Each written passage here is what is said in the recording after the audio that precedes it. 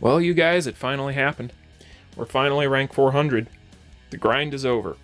At least until August, when they raise the level cap with the anniversary event. And then the grind's back on. But anyway, I wanted to go ahead and do a quick intro and / disclaimer for the video.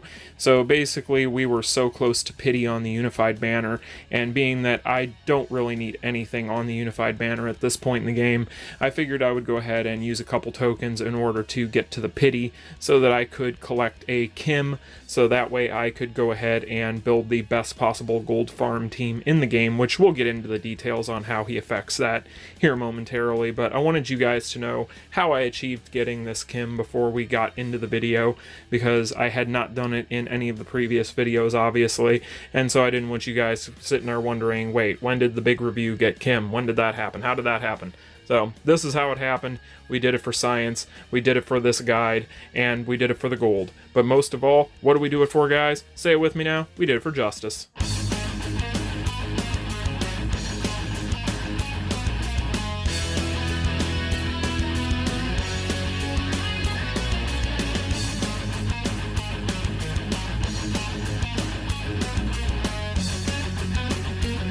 What is going on, you guys? Theo here with the big review, back yet again with another King of Fighters All-Star video, and today we are going to be taking a look at the different characters in the game that are going to give you bonus gold, as well as the cards that you will want equipped to them. This is the most up-to-date version of these teams that you can have right now, so figured with the lament of the new Kim bringing in the new striker link that will give additional gold, now was a good time to go ahead and update and show you guys what you were looking at as far as the best gold farming teams in the game. Now, before we get it started, make sure you smash that like button and subscribe. Right now, we are on the road to 900 subs. We're about 5 away right now, and once we hit that number, we will be unlocking our next giveaway. So make sure that you do that. Now, let's begin. So I have these set up in no particular order. Really, what I have done here is I have set all of these to where you are going to have an 18% team, you're going to have a 15% team, and you're going to have a 12% team, but you can mix and match these based upon what it is that you have available to you. And the people who might find this the most beneficial, and there are going to be veterans who might even find this beneficial that may have not noticed certain little character interactions here or there. However, for people who are new, basically, if you do not know, you get bonus gold for doing things like having the correct striker links. So I will show you that as an example here with the Lady Kim and the Kim. And basically what you'll see there is a combined total of 18% for clearing any stage in the game, and each one of these characters is going to have that interaction. So right now, as far as percentages are concerned, the most amount that you can achieve with a striker link at this current moment in time is going to be this 18%. So basically what that means is the team that you are looking at here, and as you'll see there, final confirmation, all three are 18%. Basically, this is the best possible kind of lineup that you can have for a gold farm team, and that's why I wanted to start out with this one. Now, obviously, it is more premium.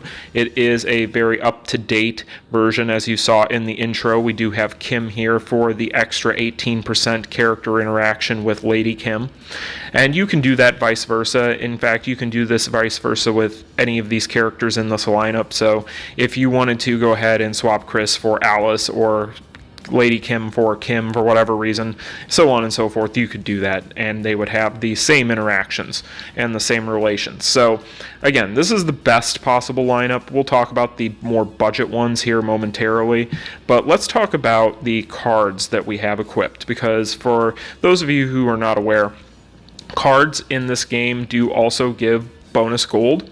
So I'm going to show you guys the different cards that are going to do that, and kind of walk you through ones that are going to be the best possible slot for these characters. And speaking of best in slot, we're going to start out with card sets, and there's two card sets we're going to talk about. One's more budget, but both of these are fairly budget that we'll be talking about, because they are both going to be on on the normal banner, and you can also get these through the combined system and so on. So these are fairly easy to come by, but this is the best possible set card to have for your gold farm team, and the reason for that is the 15% that it's giving you there with the set bonus. So really, with the unwelcome guest set, you want to have at least 3 of these. I'm so close to a third one on mine. As you can see down here, I have 2 full sets and I'm 1 piece away from my third. But if you have 3 sets of this, then you don't even need to worry about the next set that we're going to talk about. However, if you are like me and do not have a full 3, then the way that you will kind of work around that is you will use this set here. Now, it is important to note that I don't have all mine built up.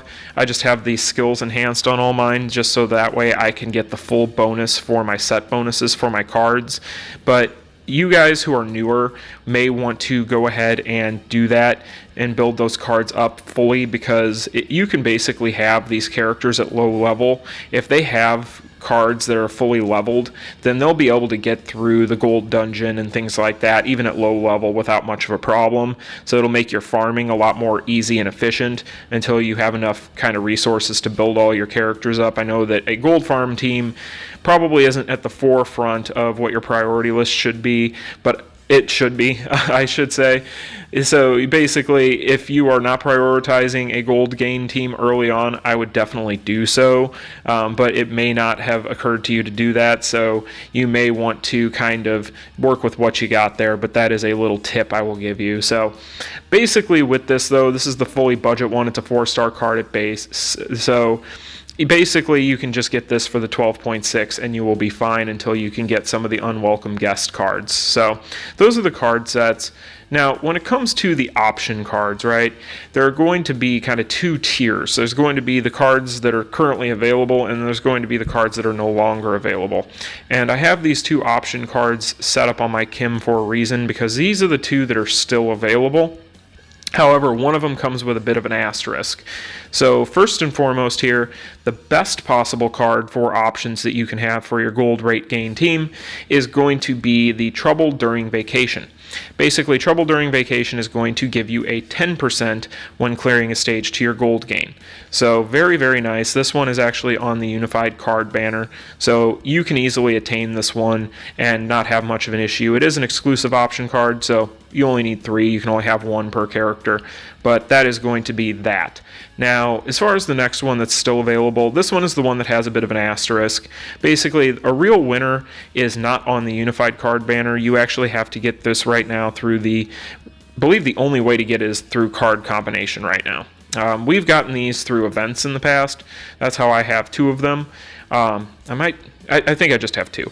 But basically with this, you get 7% when clearing a stage to your gold gain. So that is going to be the second best option in the game. So having 3 of these and 3 of the card that we previously spoke of would be the best possible kind of gold gain cards for options. But again, this one's a little bit tougher to get. Now, as far as other cards that you can use for options, we'll take a look here at my Alice, because she does have a card that is going to give you gold but is no longer available in the game, and that is going to be First Anniversary Cake. This one's going to be a 5.6% gold gain. But basically with this one, this was for the first anniversary, and therefore I doubt we see it again.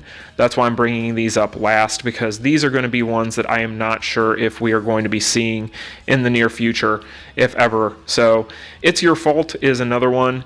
This was from the Gintama event, but it's another 5.6 increase cards. Now, lucky for you guys, these 2 cards that are no longer available you don't even need, because honestly they are lesser for the gold gain than the other ones that are still currently available, but they aren't available anymore. So that is going to be that.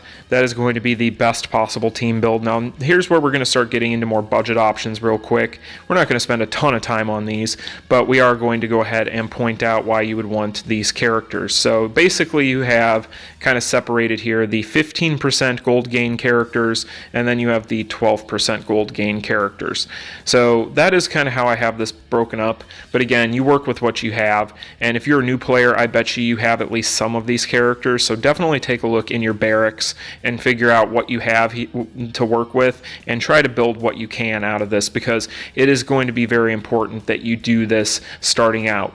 But with these characters here, these are going to be your 15% striker link effects, and really this would be the next step down. These would be the characters that you would want to look at. As you'll see here, this is where you're going to get the full 15% that you are looking for the striker links between these guys. So basically what you were looking at for the 18 team, you were looking at the same thing here, only 15% for this team. And basically with these guys here, you know, there are a lot of silver characters and so on, and again, you do not need to build these characters up fully even, just build up the cards. Cards, as far as that goes, still apply, so basically all those different cards that we just talked about still apply here. You would just use the same combinations that we talked about previously. And then if you need further options, you do have a lot of 12% gold characters in the game that you can kind of work with. And if you're ever wondering, if you're a new player, if you're ever wondering kind of how you figure this stuff out, or how you would know kind of who interacts with who in these ways, you would do it here. So you can basically scroll through and you can look at your different character interactions and figure out kind of what you're looking at with this stuff. So if you're ever wondering that, that's how you figure this kind of stuff out. So those are going to be the different characters that you can use for your gold farming teams.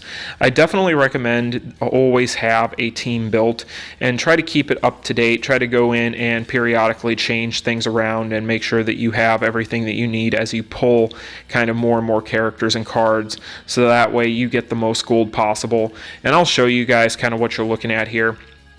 So basically, if you go down and you go to any dungeon, and so I'll show you guys as an example on one of these real quick.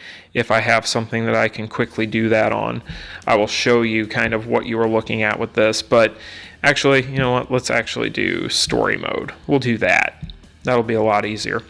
So basically you go in here and you'll see my gold teams, and what you will do is whenever you're farming, for instance, if you need to do the clear the story mode 3 times in a day mission for your daily missions, that's what we'll do with this one as an example. You know, you do that, you skip ticket through it, and there you go. You get that gold there bonus on top of your items for doing it with your gold team. So that is pretty much how you kind of keep your gold up at high numbers. You always, whenever you're skip ticketing anything, just always use your gold farm team, so that way you're getting the bonus gold. Now obviously the place you're going to get the most gold from the game is going to be the gold dungeon, and you're going to want to do it on the max difficulty, whatever difficulty you're capable of. And then you'll see here, go ahead and skip ticket this, and that's what we're looking at for the gold amount. And that is not even max. I don't have the ideal cards for all my characters yet. So as you're seeing there, you know, basically almost 500,000 in gold in just one run. That is why I have 149 million gold. So that is pretty much going to be today's video, guys. Hopefully you found it informative. I've been wanting to do this guide for quite a while for people, and I'm glad that I could bring it to all of you, so that way you now can kind of look at your barracks if you're a new player and figure out kind of what you're looking at as far as who you've pulled. Because again, you'll definitely want a gold gain team. It is very important to have, especially early on, so that you maximize on your rewards. So that is going to be the video, guys. If you enjoyed it, smash that like button and subscribe, and I will see you guys in the next one. You all take care. Peace. Continue.